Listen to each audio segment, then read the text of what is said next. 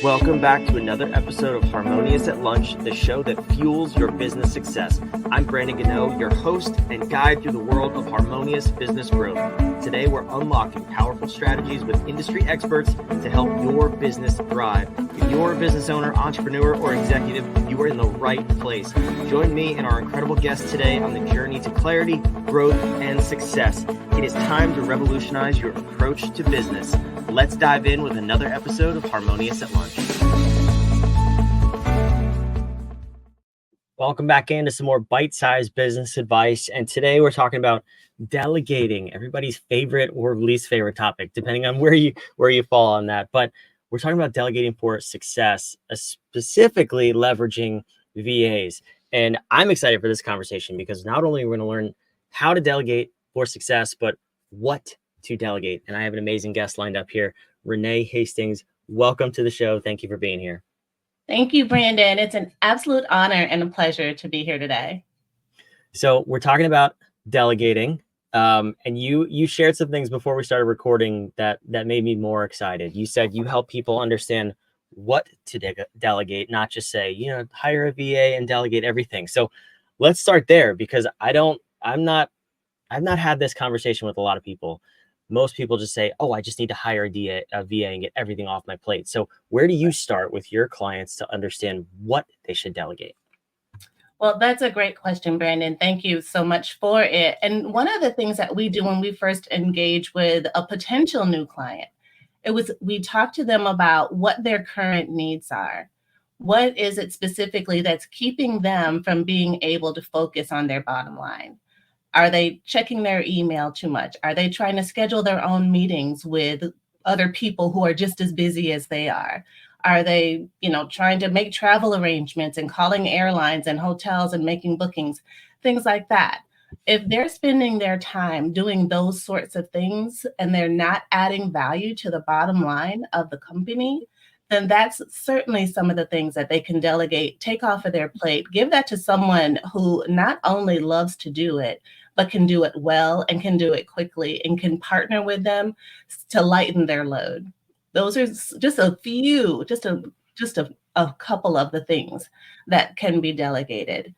There are so many other things. When people are starting businesses, they may hire financial managers, people to take over their finances. They hire attorneys to help them get the business set up and that sort of thing. So certainly if they can delegate those types of things, they can also delegate these other things. So it's actually just a matter of trust.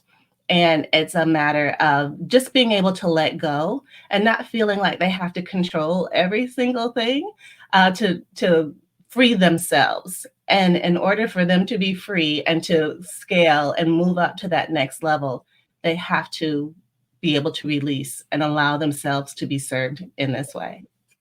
Yeah. So, where do you start with people on that process too? Because it's one thing to say like, okay, I don't want to book my own travel or hotels and stuff like that. But then there's the flip side of it saying like, oh, but what if I don't get a good seat? What if I don't get a good room in the hotel and I'm unhappy on my stay? It's that you said it, it's the trust piece and actually enabling someone else to go ahead and do that for you. So how do you help people through that transition? Maybe it's someone who, could be solopreneur, could be executive with 40 people underneath them, but they've never thought about whatever they're delegating as something that someone else could do.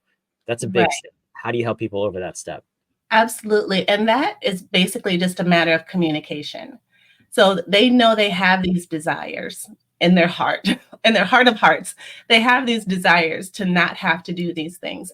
So if they can communicate what exactly it is that they need to have done and share that. So most of our clients have frequent flyer numbers or they have frequent hotel numbers, memberships and subscriptions and things like that. They have travel preferences. Like you said, some people like the aisle in the front of the plane. Some people like the window in the back of the plane. Some people want to sit on the wing. We make a note of all of these specific details that pertain to our clients' desires, their needs, their wants, and that's what we make happen.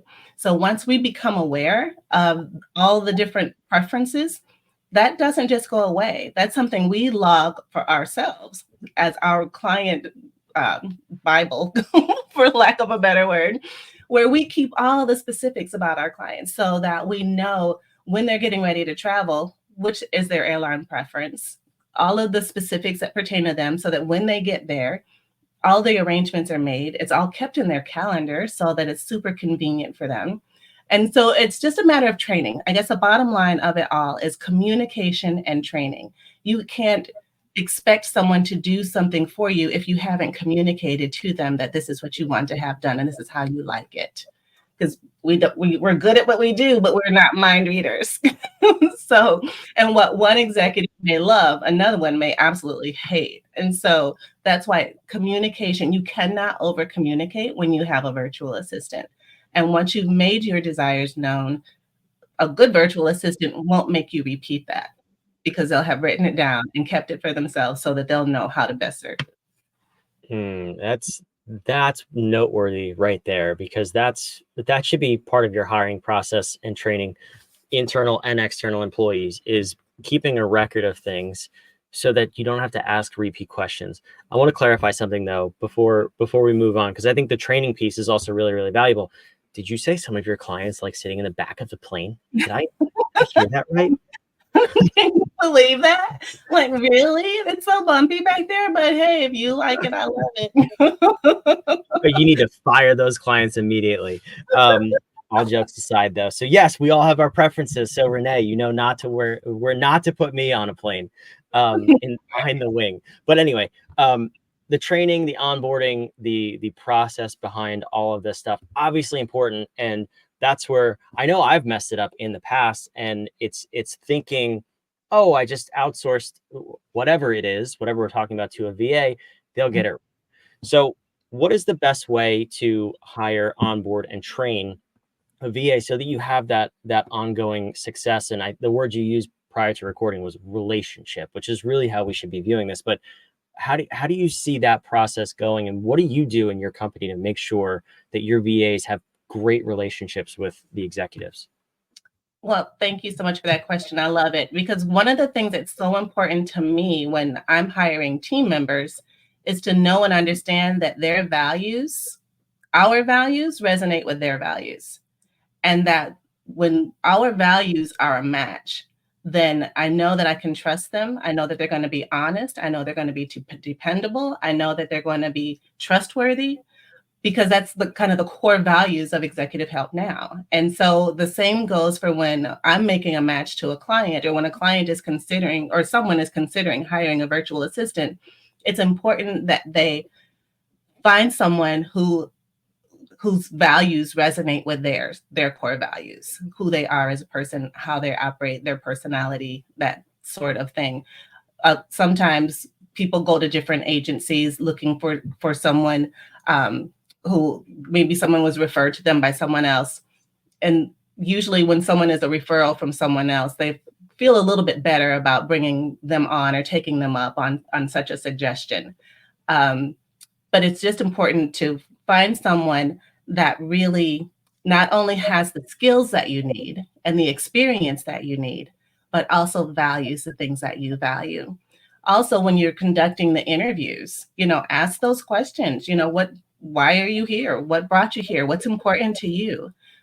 See if there is a relationship that can be developed even in this short amount of time. Does your spirit kind of, resonate with their spirit? Or are they giving you vibes that are like, no, I just can't. And so that comes out quickly in the interview process.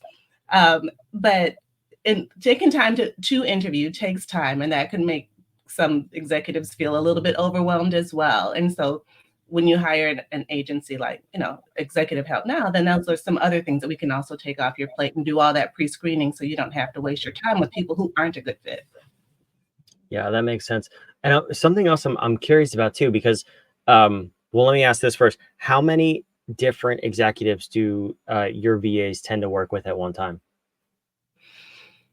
It depends on the workload.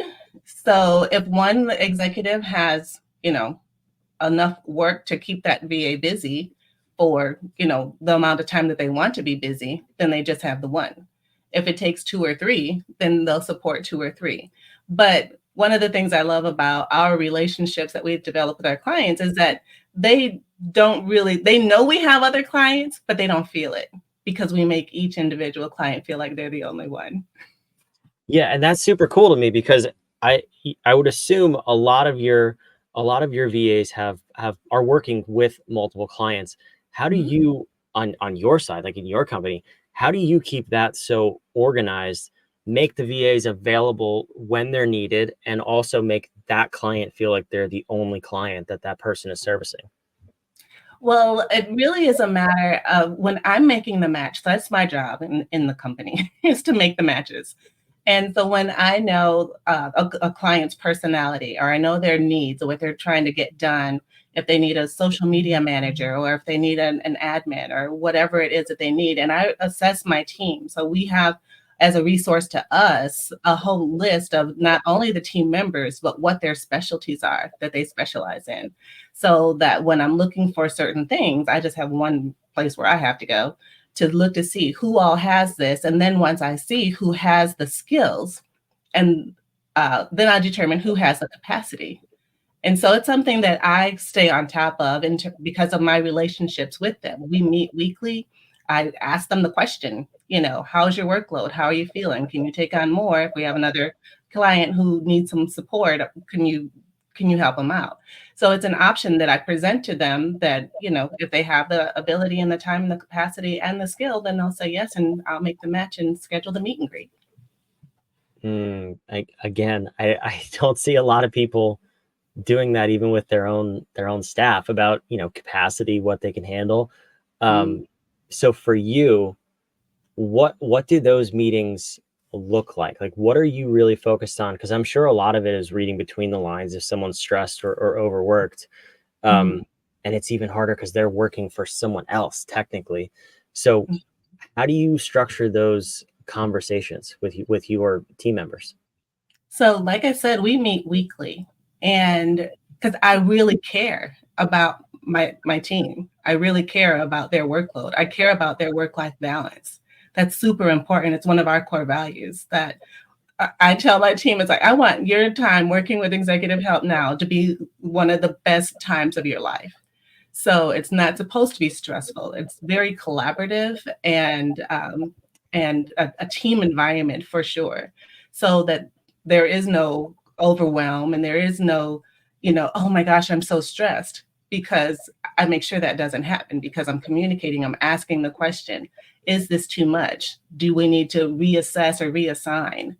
Tell me so we can know, so that this can be a great experience for you, because the relationship I develop with them is for the long haul. I'm not in it just to bring on people and let them go and bring on new people. That's not stable for us. It's not good for business. And so in order to develop that long relationship with us as their employer, or as their, the person hiring them as a contractor, I want it to be long term. And so I want for our clients to also have that longevity and that consistency, because consistency is so key in relationship development. So I just have the conversation every single week. Where are you? What's going on? What's happening? Tell me and let me know if we need to make some adjustments. I like that. And now on the flip side too, because you have the executives in the companies that you're working for, Mhm. when they're hiring a VA, because I think it's a great option if you don't need somebody full time or like for something really specific. As you grow, their role may grow. How do you balance the that fine line of continuing to hire VAs versus hiring internally? And then on the flip side too, like, do you see an optimal structure? For example, you have a CEO who has an executive assistant, and then they manage a team of VAs doing a number of different tasks. Do you happen to see any sort of structure like that that tends to work long term? Well, let me see.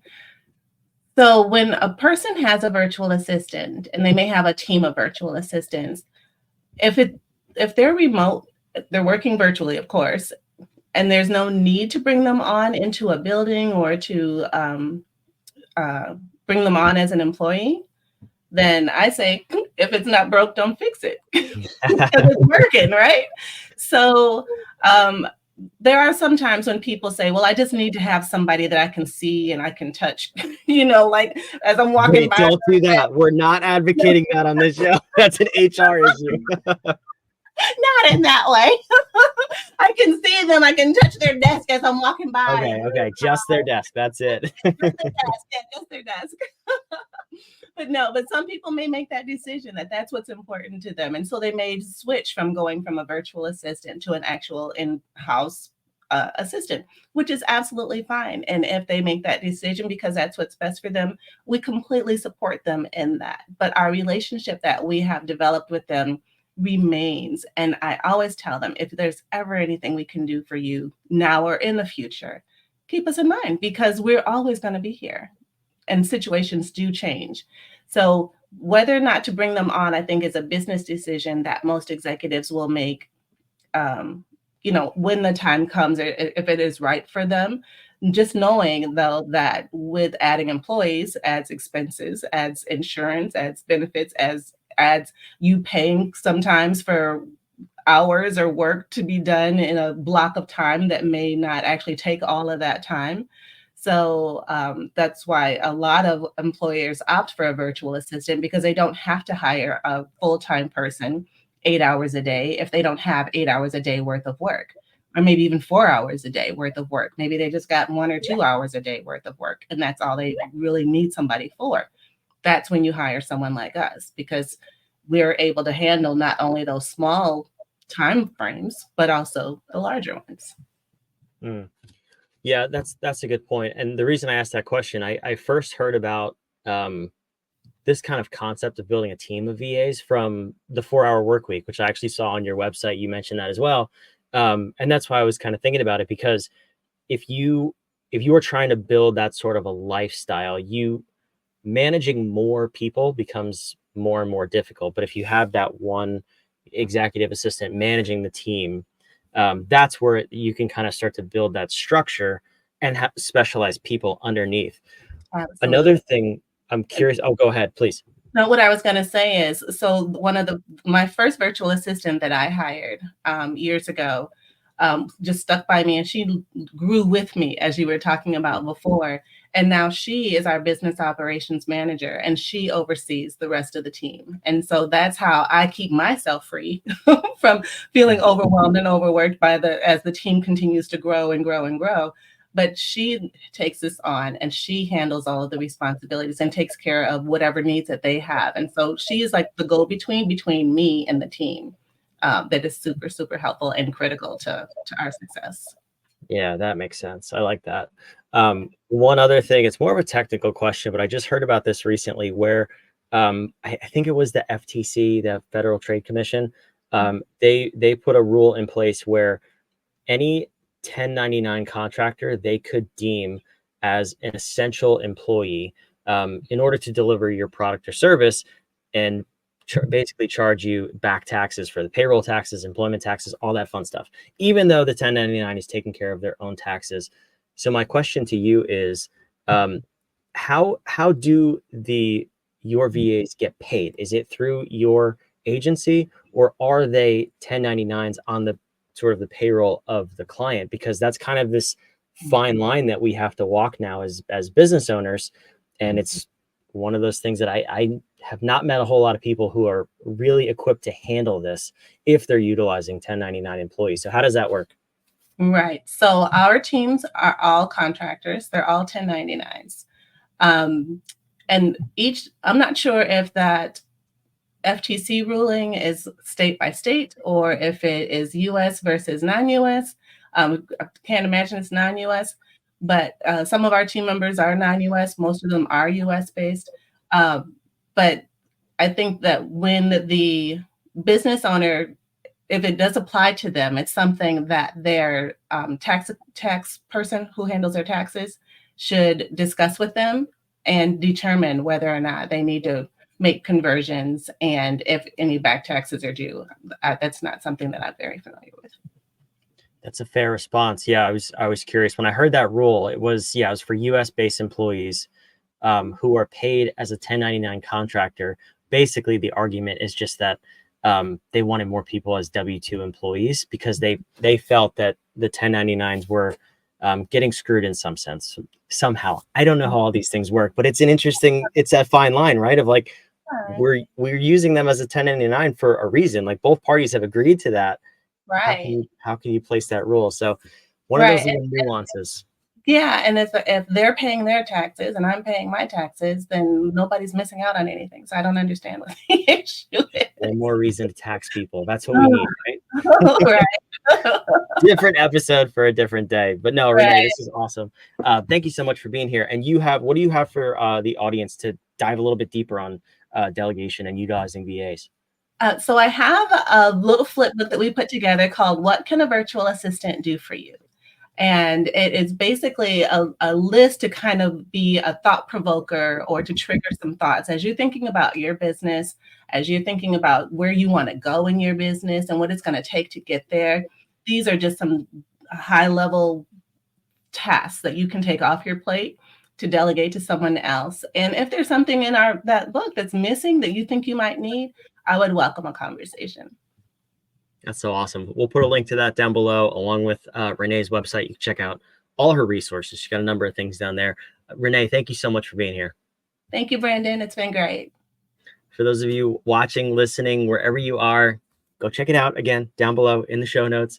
And also subscribe. We want to make sure that you don't miss an episode of Harmonious at Lunch. We put these episodes on every single day of the week to help you just think differently about your business, grow your business that little bit, and build a harmonious business and lifestyle. That's the whole goal. We'll see you on the next episode of Harmonious at Lunch. Thanks for being here.